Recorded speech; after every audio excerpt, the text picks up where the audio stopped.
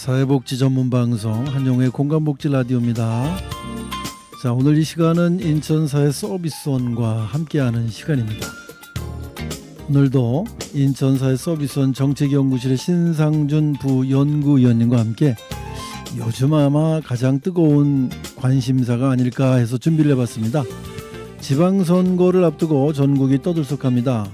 제가 민선일기 인천시장 선거를 기억하는데요. 첫 시장이 탄생하고 어느새 30년이 흘렀습니다. 표심이 민심이라는 생각에 투표는 꼭 하지만 정말 민심을 반영하기는 하는지 의문이 들 때가 많은데요. 그래서 오늘 2시간에 걸쳐 지방선거와 시민 참여 관계를 들여다보도록 하겠습니다. 자, 오늘도 바쁘신 시간 함께 해주셨습니다. 인천시 사회서비스원 신상준 부연구위원과 함께 이야기를 풀어가도록 하겠습니다. 안녕하세요. 예, 안녕하세요. 신상준입니다. 반갑습니다. 오늘 이 화제는 일단 관심이 가기도 하고 또 두 번째, 과연 지금 말씀하신 대로 이게 민심과 관련이 있을까? 뭐 이런 생각도 들기도 하고 그러거든요. 예. 어떻게 이런 조사를 하게 되신 건가요?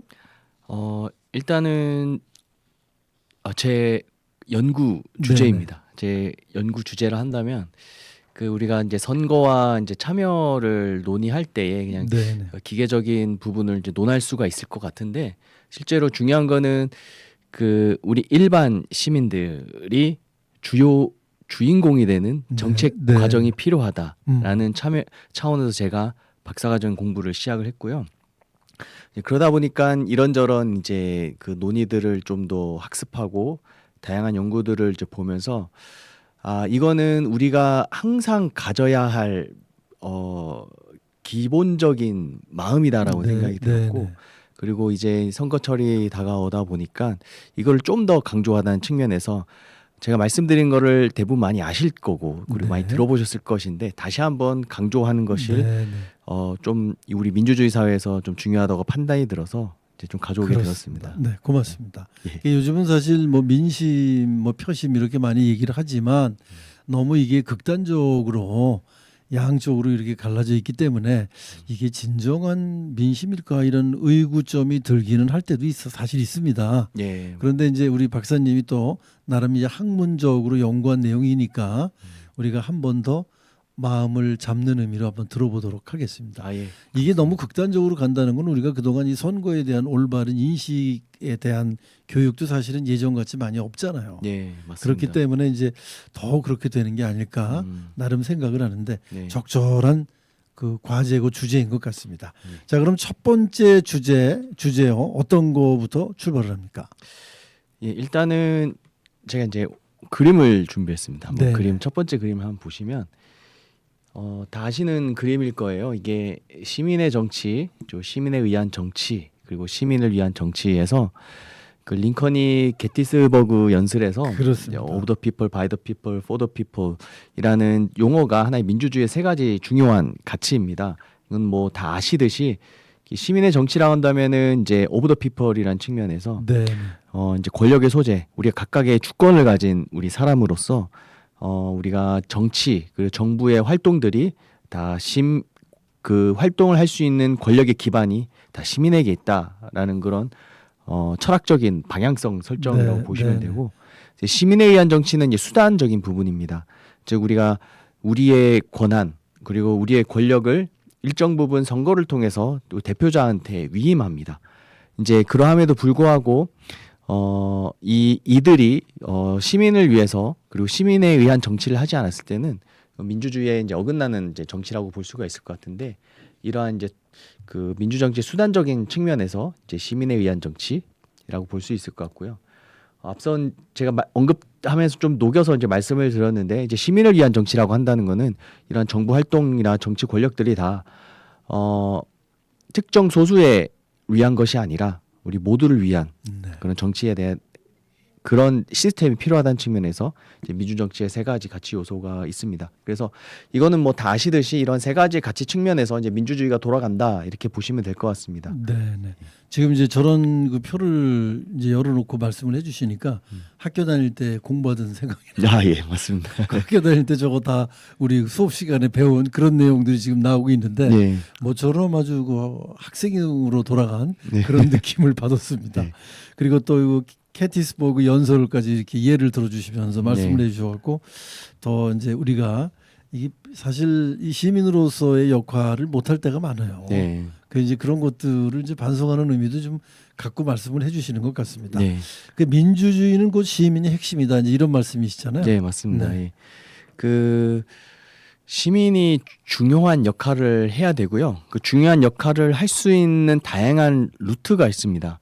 그래서 지금의 선거와 더불어서 이제 선거가 하나의 그런 우리 민주주의에 살고 있는 시민의 가장 큰 중요한 역할임에도 불구하고 네. 그걸로만 멈출 수는 없습니다. 좀 더 나아가서 우리가 할 수 있는 그런 역할들을 우리가 할 수 있는 수준에서 이제 해야 될 의무가 있고요. 그게 저희 시민의 의무라고 이제 생각을 하는데 일단은 먼저 선거의 특징에 대해서 조금 또 말씀을 네, 드려보고 네, 싶습니다. 해주시죠. 예.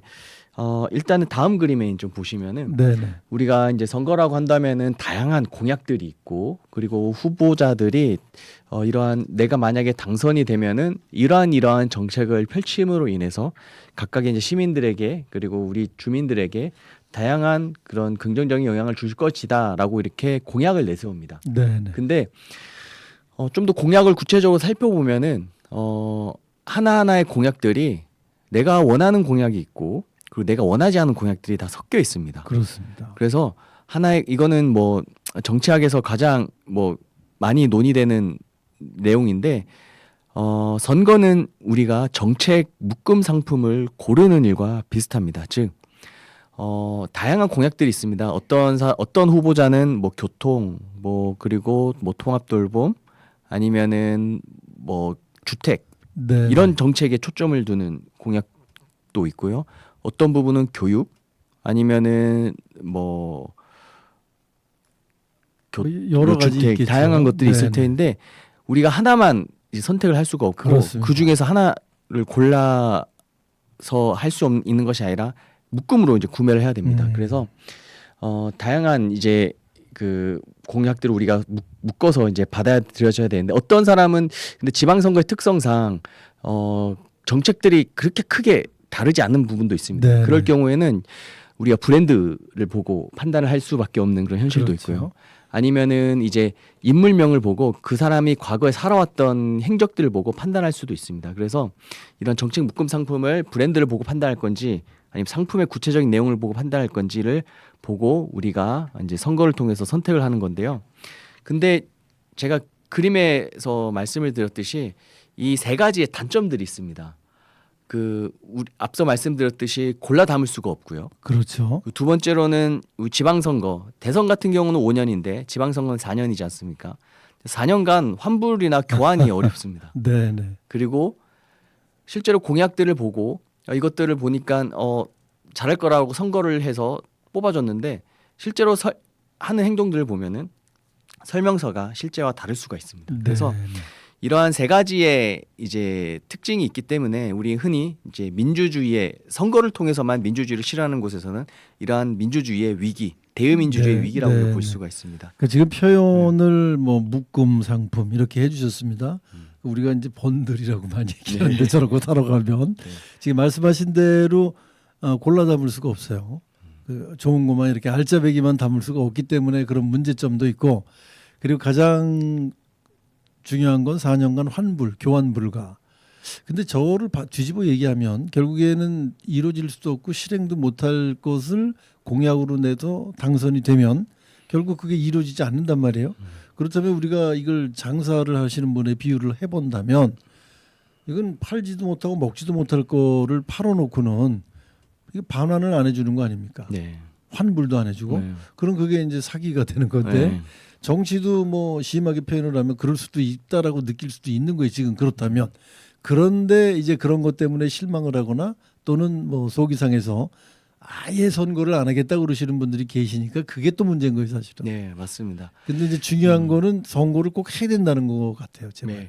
그 뒤에서 이제 투표율에 대해서 네, 말씀을 드릴 네. 텐데 일단은 그 넘어가기 전에 그 이런 논의들이 있습니다. 과연 선거에 참여를 하는 것만이 정말 진정한 참여인가? 네, 네. 우리가 그 참여에 대한 논의 중에서 이 선거에 대한 참여하지 않는 것도 일단 참여의 하나의 형태로 이제 보고 있긴 합니다. 근데 네, 네. 그 저희 입장에서는 그래도 선거라도 해야 된다. 그래서 선거를 통해서 우리 의견을 표출할 수 있는 공적인 루트이기 때문에 네, 네. 선거를 통해서 우리가 적극적인 의사 표현을 해야 될 필요가 있다라는 좀 의견을 좀 말씀을 드리고요. 좀 뒤에서 이제 좀 투표율에 대해서 말씀을 드리겠습니다. 이제 투표율이 이제 그림에 보시면은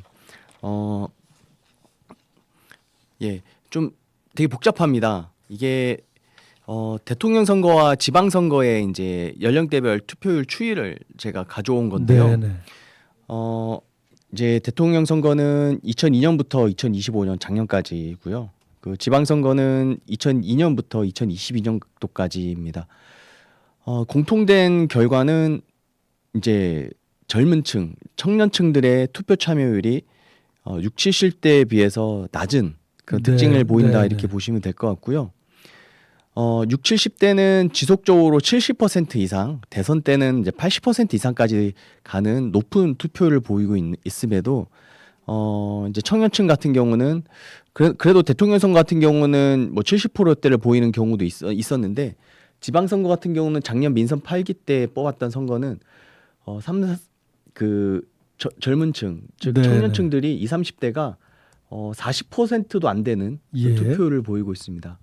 이거에 대해서 뭐 다양한 해석들이 가능할 터인데 투표는 제가 제목도 말씀드렸듯이 투표는 이제 정말 우리가 우리의 그 권한을 행사하는 그런 시작입니다. 그렇기 네. 때문에 이런 청년층의 그런 투표율이 낮은 거에 대해서 조금 높아져서 청년의 의견이 정말 정책에 반영될 수 있는 네, 그런 네.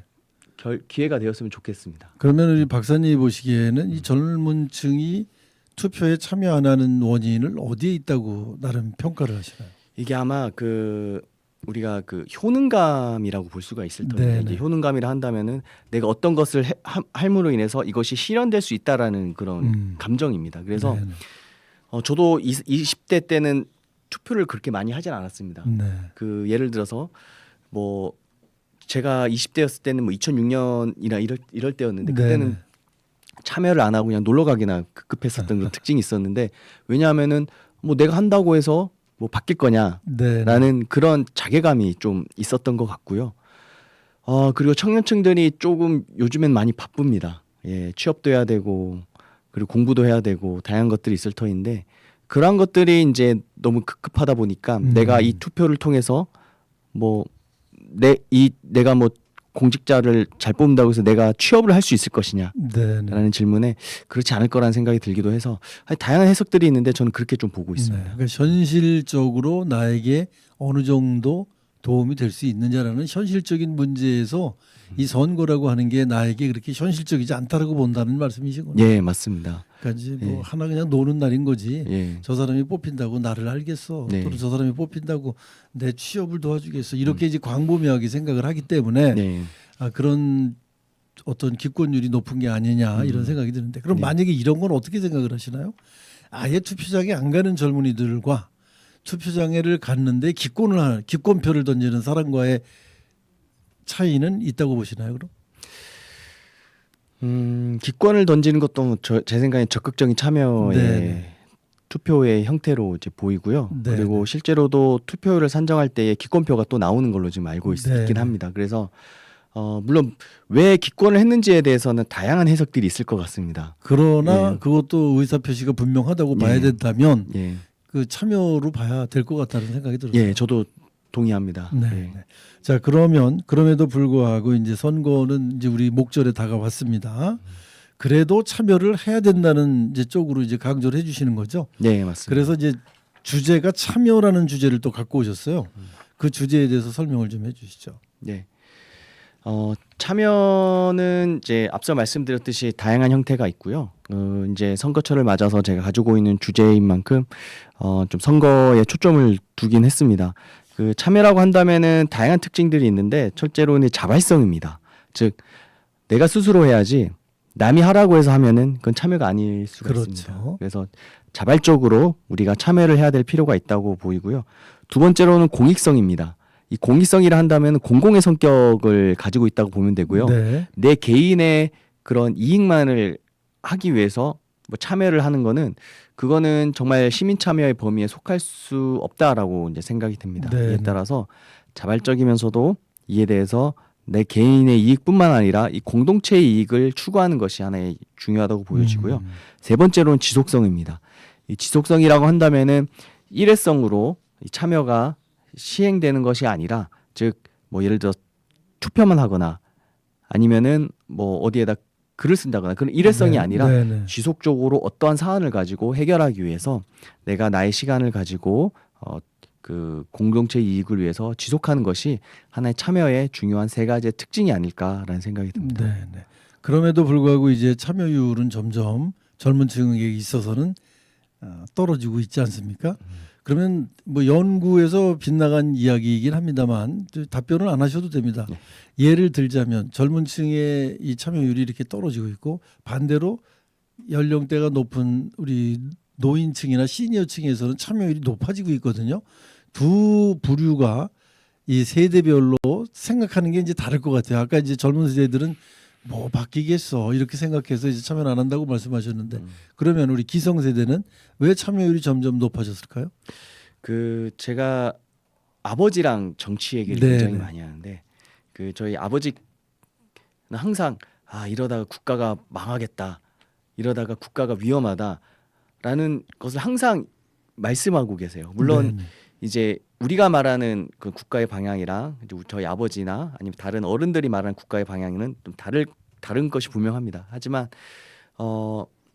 그래서 내가 이러한 투표를 통해서 국가의 올바른 방향에 기여한다는 측면이 조금 60, 70대에는 좀 많지 않았을까라는 네, 네. 개인적인 생각이 드는데 그렇다고 하면 20, 30대는 그것이 없나?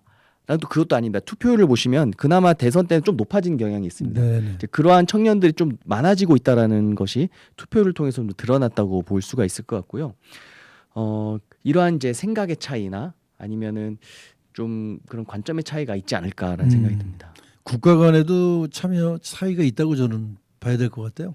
아무래도 기성세대들은 이 국가를 내가 이끌어왔다라는 자부심 같은 게 있으시니까 더 참여를 해야 되겠다라고 생각을 하고 계신 거고 젊은 층은 이제 국가에 대한 어떤 실망론 나에게 뭐 해준 게 뭐 있어 이제 그렇기 때문에 참여가 점점 멀어지는 게 아닐까 이런 생각이 드는데 이 투표율로 봐도 이게 대통령 선거 지방선거는 차이가 많아요.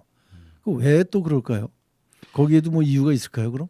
그 대통령 선거는 인물이 굉장히 중요한 것 같습니다. 네네. 누가 대통령 후보가 되냐. 네네. 그리고 우리나라는 대통령의 권한이 너무나 강하기 때문에 대통령이 할 수 있는 역할들이 굉장히 큽니다. 네네. 뭐 예를 들어서 복지를 측면에서 보더라도 대부분의 지방자치단체에서의 복지 정책들이 많은 예산이 있지만은 중앙 정부의 복지 정책을 벗어날 수가 없는 그런 한계가 있긴 네네. 합니다. 그렇기 때문에 대통령의 권한이 강하고 대통령이 잘 되면 잘 뽑히면은 그나마 조금 내 삶의 변화가 있을 수 있을 것이라는 네. 생각이 드는데 네. 지방선거는 자치단체장의 권한이 조금 그나마 약한 편입니다. 네네. 어쩔 수 없이 지금 현재 추세가 지방 분권과 자치를 강화한다고는 하지만은 이런 태생적인 그 대통령 권한의 강화로 인해서 지방자치단체장의 권한이 그렇게 많지는 않고요. 네네. 그러다 보니까 지방선거는 그나마 이제 투표율이 조금 낮은 그런 특징이 있지 않을까라는 생각이 들긴 합니다. 네. 그럼 투표율을 높일 수 있는 방법은 권한을 좀 많이 줘서 지방자치단체장의 권한이 커짐으로써 나에게 올 수 있는 혜택이 더 많아질 수 있다라는 어떤 가능성이 보이면 투표율이 좀 많아질까요? 이게 지방자치와 분권에 대해서 회의적인 시각도 있고요. 네네. 긍정적인 시각이 이제 공존하긴 합니다. 이제 우리나라와 같이 태생적으로 이제 중앙 집권적인 성격이 있었고 그리고 조금 조그만 이 나라에서 지방자치가 과연 발생할 수 있느냐? 지방자치와 분권은 미국이 굉장히 발전이 되어 있는데 그건 네네. 연방제 국가이고요. 각 그 주마다의 권한이 굉장히 강합니다. 그렇기 때문에 물론 이제 그러한 측면에서 지방자치와 분권이 조금 회의적인 시각이 있긴 하지만 그러함에도 불구하고 그 지방자치와 분권을 함으로 인해서 우리가 실질적으로 참여할 수 있는 그런 기회나 아니면은 역량이 지방자치를 통해서 좀 더 강해진다고 이제 보이긴 합니다. 그래서 네. 갈수록 이제 사회 문제가 복잡해지고 지역별로도 이제 다 다른 그런 특징을 보이는 현대 사회에서 지방자치와 분권은 어쩔 수 없이 우리가 지향해야 될 방향성이 아닐까. 그렇게 그럴 네. 경우 대통령의 권한, 그 중앙 정부의 권한을 지방자치단체 권한으로 조금씩 이임하면서 지방자치단체만의 그런 특징에 맞는 정책들을 펼친다면은 지방선거의 투표율도 좀 높아짐으로 네. 인해서 네. 예, 투표가 하나의 그런 축제가 되지 않을까라는 네. 생각이 듭니다. 근데 실제로 사실 지금 이런 지방자치 작은 규모의 뭐 동이라든가 이런 곳에서 해야 될 일들이 점점 많이 늘어나고 있지 않습니까? 네. 우리 사회복지 분야만 봐더라도 이 사회 통합을 위한 그 보장 협의체 같은 게 동별로 있기 때문에 그런 데에서 우리 수혜를 받아야 될 분들을 발굴도 하고 서로 돕기도 하고 이제 그런 기능들이 많이 향상이 되고 있지 않습니까? 네. 근데 그런 게 발달이 되면 결국에는 지방의 자치가 좀 발달되는 게 아닐까요? 선거도 좀 활성화돼야 되는 게 아니고. 네. 그런 근린 조직들이 굉장히 중요합니다. 이게 그 통장 그리고 통이장 그리고 주민자치 지역사회보장협의체 이런 것들은 아마 좀 뒤에 시간에 좀 구체적으로 네네. 설명할 것 같긴 한데 이러한 이제 지역의 자생단체들이 조금 건강하고 튼튼하게 하는 것이 아마 굉장히 중요합니다. 어떤 측면에서 중요하냐면 그 우리가 우리 사회복지의 가장 큰 문제 중에 하나가 관계가 단절되어 있다라는 네네. 것입니다.